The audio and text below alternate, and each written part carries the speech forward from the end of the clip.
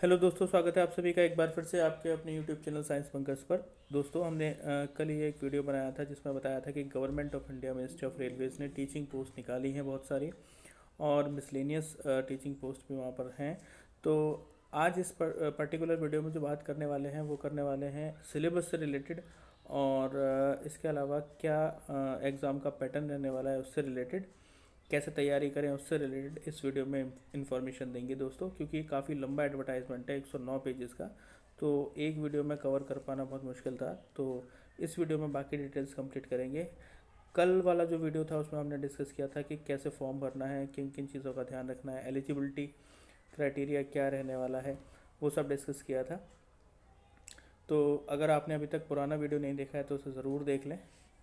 चलिए दोस्तों, स्टार्ट करते हैं इस वीडियो को। एक बार फिर से मैं आपको रिमाइंड करा दूं कि जो डेट्स हैं दोस्तों, यानी कि फॉर्म ओपनिंग डेट्स हैं, उसमें 7 तारीख से फॉर्म स्टार्ट हो चुके हैं फिलअप होना, और ये 8 फरवरी तक आपको जो फ़ीस पेमेंट करनी है। तो ये तो आपको ध्यान रखना ही है। इस वीडियो में दोस्तों बात करेंगे हम नेक्स्ट कि किन किन स्टेजेस में आपको ये एग्ज़ाम देना है। दोस्तों, यहाँ पर देखिए बहुत क्लियरली मेंशन है कि सीबीटी तो होना ही है, उसके अलावा परफॉर्मेंस टेस्ट और एक टीचिंग स्किल टेस्ट भी होना है दोस्तों। अच्छा, इसमें ये चीज़ भी ध्यान रखनी है कि जो परफॉर्मेंस टेस्ट या टीचिंग स्किल टेस्ट है वो किन किन कैटेगरीज़ में होना है, किन किन सब्जेक्ट्स के लिए होना है, वो भी ध्यान रखेंगे। आइए बात कर लेते हैं इस बारे में भी। देखिए दोस्तों, यहाँ पर नेगेटिव मार्किंग के बारे में मैंने आपको बता ही दिया था, और बाकी जो इन्फॉर्मेशन है वो बता देता हूँ। एग्ज़ामिनेशन की फ़ीस के बारे में बात करें तो मैंने कल आपको बताया था कि 500 रुपीज़ फ़ीस है, लेकिन एक्चुअल में देखा जाए तो यह 500 भी नहीं है दोस्तों। क्योंकि यहाँ पर जो फर्स्ट स्टेज है यानी सीबीटी है, अगर उसको आप अटेंड कर लेते हैं, यानी कि आपने फ़र्स्ट एग्ज़ाम जो सीबीटी कंप्यूटर बेस्ड टेस्ट है अगर आप वो देते हैं, तो वो 400 रुपीज़ आपका रिफ़ंड वापस आ जाएगा उसी अकाउंट डिटेल्स में जो आपने गिवन है वहाँ पर। तो 100 रुपीज़ का फॉर्म एक तरीके से माना जाए, ठीक है। तो काफ़ी नॉमिनल सा मतलब फ़ीस मतलब इन्होंने रखी है। 500 रुपये का पेमेंट करना है, लेकिन 400 वापस आ जाएंगे, तो 100 रुपये एक तरीके से आपके लग रहे हैं। तब के ओबीसी और ईडब्ल्यूएस के लिए तो टोटल जो फॉर्म है एक तरीके से फ्री है, क्योंकि यहाँ पर ये जो 250 रुपये हैं, ठीक है, ये भी जो है रिफ़ंड हो जाएंगे दोस्तों। यहाँ क्लियरली मेंशन है, आप देख सकते हैं। तो एक तरीके से ज़ीरो फीस हुई, ठीक है। आगे बढ़ते हैं दोस्तों। मैंने आपको बताया था कि जो सीबीटी है उसमें 90 मिनट्स का जो एग्ज़ाम है वो होना है, और उसकी ड्यूरेशन सॉरी मतलब हाँ मतलब 90 मिनट्स का एग्ज़ाम होना है, क्वेश्चन 100 रहने वाले हैं। इसके अलावा मैंने ये भी आपको बताया था कि क्या सब्जेक्ट्स रहने वाले हैं सीबीटी के लिए, ठीक है। जूनियर ट्रांसलेटर हिंदी को छोड़ करके बाकी सारे के सारे जो है सेक्शन वाइज यही रहेंगे, ठीक है। उसमें कुछ अलग है, उसका डिफरेंट है, बाकी सब में यही रहने वाला है। और आपको बता दूं कि जो एग्ज़ाम है दोस्तों, ठीक है, उसमें सीबीटी के अलावा ये देखेंगे आप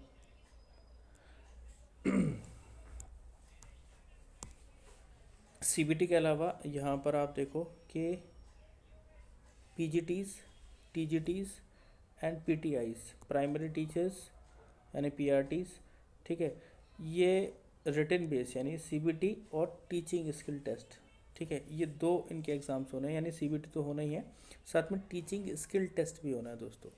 और इसका जो रेशियो रहने वाला है, यानी कि जो सीबीटी के मार्क्स रहेंगे आपके 85% ऐड होंगे, और जो आपका ये टीचिंग स्किल टेस्ट टीएसटी रहेगा, ये 15% मार्क्स कैरी करेगा, ठीक है। तो ये रेशियो रहने वाला है।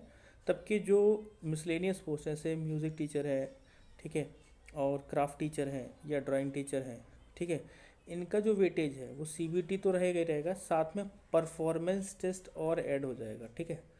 मतलब स्किल टेस्ट भी है, परफॉर्मेंस टेस्ट भी है, और सीबीटी भी है, यानी कि 3 एग्ज़ाम है, और तीनों का रेशियो क्या रहने वाला है, सीबीटी का 60%, परफॉर्मेंस टेस्ट का 25% एंड स्किल टेस्ट का 15%, ठीक है दोस्तों। तो यहाँ पर एक तरीके से जो 85% इसका था वो 85 को दो भागों में ब्रेक कर दिया है, 60% एंड 25% में।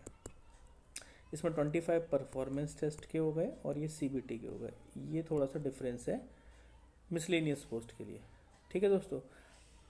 स्किल में टीचिंग स्किल टेस्ट में क्या होगा, देखिए इसमें टीचिंग मेथोडोलॉजी देखी जाएगी, कंटेंट एक्सपर्टाइज देखा जाएगा, एप्रोप्रिएट मटेरियल का किसका आप यूज़ कर रहे हैं। तो एक तरीके से मेरे को जो लगता है कि ये 15 से 30 मिनट का, मतलब 15 to 30 मिनट्स का यहाँ पर लिखा भी हुआ है कि एक तरीके से डेमो क्लास टाइप होएगा, ठीक है, जिसके 150 मार्क्स होंगे, ठीक है।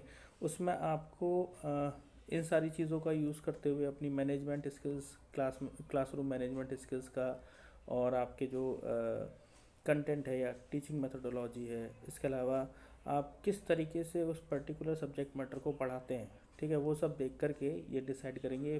150 में से मार्क्स आपको अलॉट करेंगे जो भी वहाँ पर रहेंगे पर्सन। तो there will be not any minimal qualifying marks for skill test, however weightage of the skill test should be 15% of the total, ये लिखा भी हुआ है यहाँ पर, है ना। यानी कि जो मार्क्स हैं वो 15%, अगर मान लीजिए किसी को 150 नंबर में से 100 नंबर मिले तो उसका 15% जो है यानी 15 मार्क्स ही ऐड होंगे उसकी मेरिट में। इस तरीके से ये रहने वाला है। और ये भी पॉसिबिलिटी है कि इसकी वीडियोग्राफी करें क्योंकि यहाँ मेंशन है, ठीक है। तो ये तो बात हुई स्किल टेस्ट के बारे में, जो कि मेन टीचिंग पोस्ट के लिए भी रहेगा और मिसलेनियस पोस्ट यानी म्यूज़िक, क्राफ्ट और ड्राइंग के लिए भी रहेगा। बात कर लेते हैं कि परफॉर्मेंस टेस्ट में क्या होने वाला है।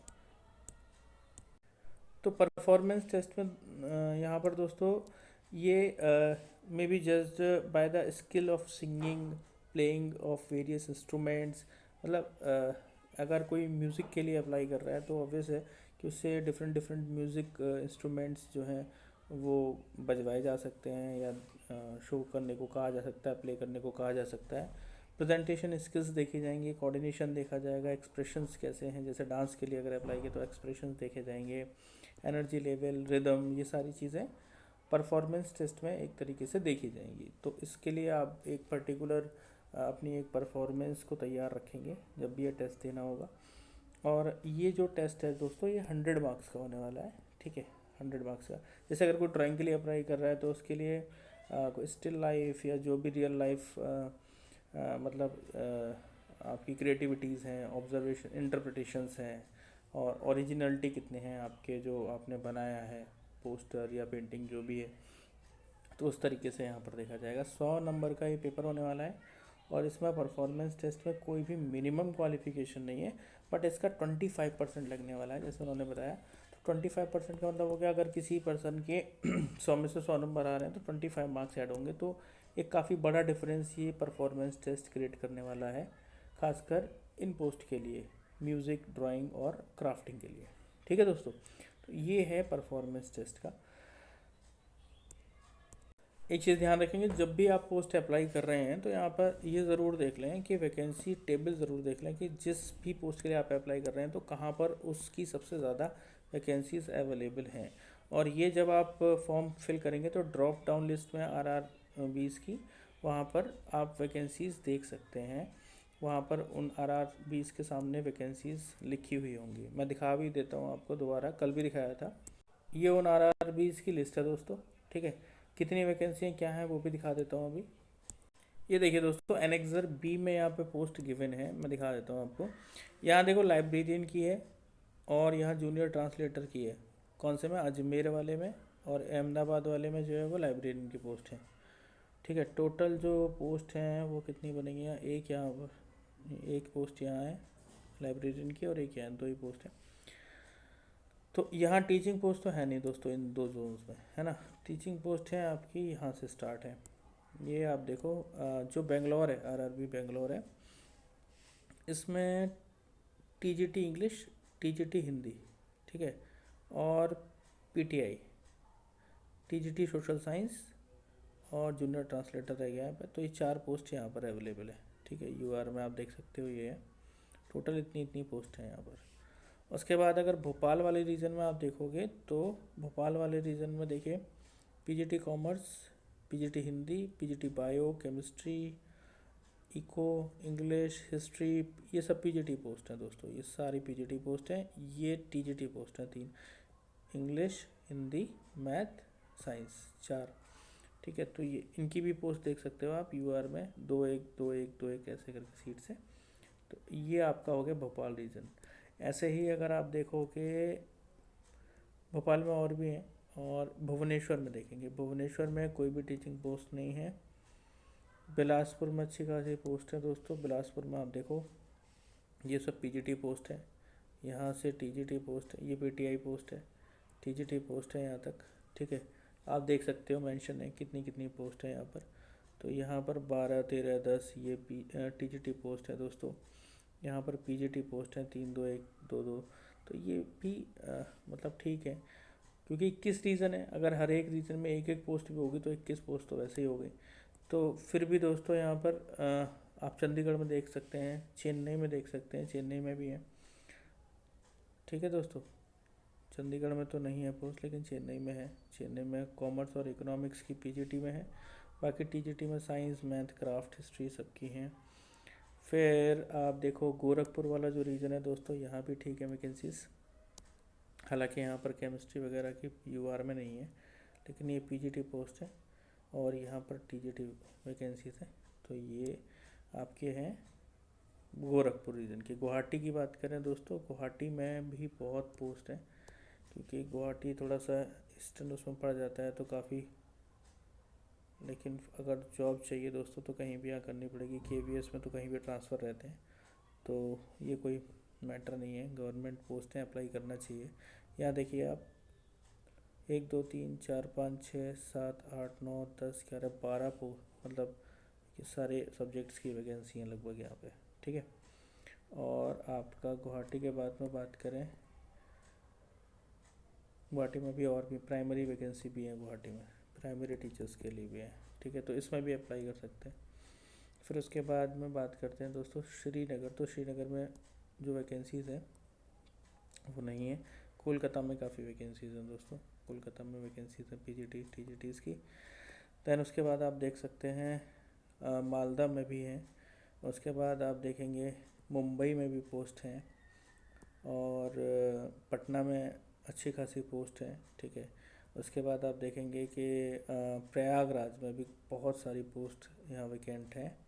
फिर प्रयागराज के बाद, और प्रयागराज में लगभग हर सब्जेक्ट की पोस्ट है दोस्तों, है ना। रांची है, तो आप अपने सब्जेक्ट के अकॉर्डिंग इनको प्रायोरिटी दे दीजिएगा, जहाँ आपको जैसा ठीक लगे, जो आपके घर के नज़दीक हो। तो ये सिकंदराबाद देखेंगे तो दोस्तों यहाँ पर टीचिंग पोस्ट नहीं है। ठीक है, जूनियर ट्रांसलेटर हिंदी की पोस्ट है। तो ये सारी पोस्ट हैं, लास्ट में दिया हुआ है एडवर्टाइजमेंट की दोस्तों। तो ये 52 जो पेज नंबर है दोस्तों, इस पर दे रखी है लाइब्रेरियन के लिए क्या एलिजिबिलिटी है ना।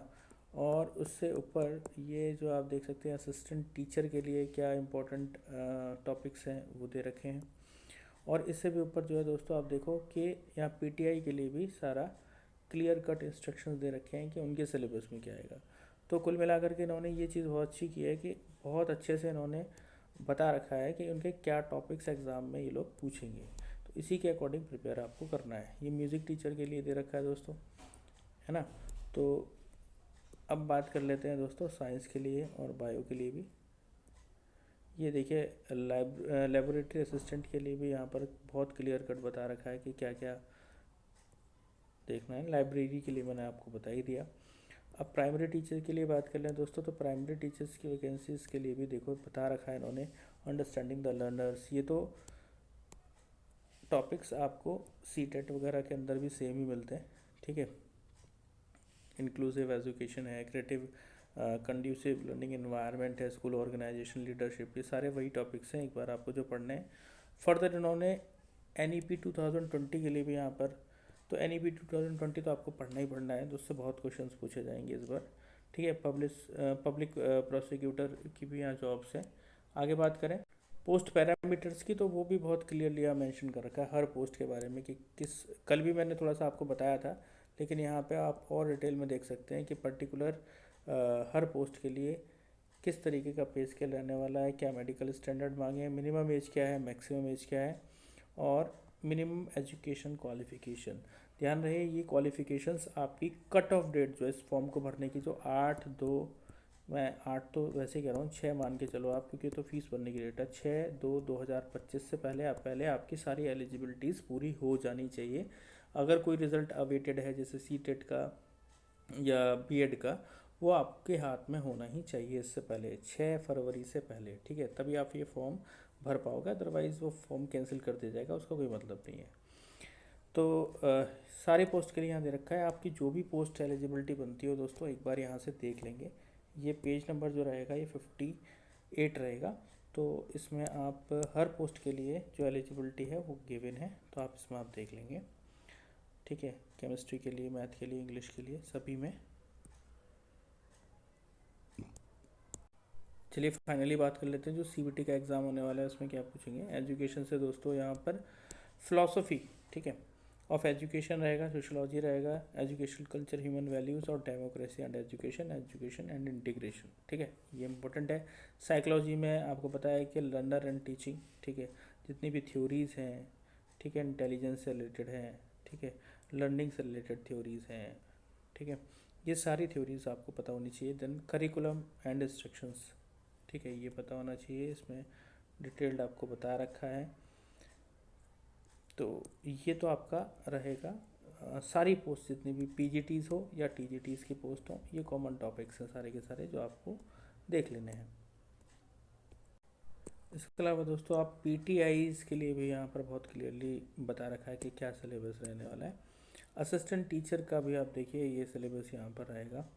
तो कुल मिलाकर के सिलेबस थोड़ा सा दिया हुआ है दोस्तों। आई होप कि वीडियो आपको पसंद आया होगा। आपको और भी अगर डिटेल इसके बारे में कुछ चाहिए तो मैं आपको प्रोवाइड करा दूंगा, आप मुझे कमेंट सेशन में बताएं। अदरवाइज़ दोस्तों लगभग मैं सारा का सारा इसका कंक्लूज़न निकाल ही चुका हूँ इन 2 वीडियोज़ में। और नेक्स्ट जो है अगर पॉसिबल होता है तो मैं इसका जो फॉर्म फिलिंग का जो पूरा प्रोसीजर है वो आपके सामने लेकर के आऊँगा। थैंक यू सो मच दोस्तों। हमारा टेलीग्राम जो चैनल है वो भी ज्वाइन कर सकते हैं आप, साइंस बंकर्स के नेम से ही है। Thank you for supporting. Video को थोड़ा शेयर करें ताकि आपके जितने भी फ्रेंड्स हैं, those who are searching for the government job in teaching post, तो प्लीज़ उनको रेफ़र करें, शेयर करें। थैंक यू सो मच दोस्तों।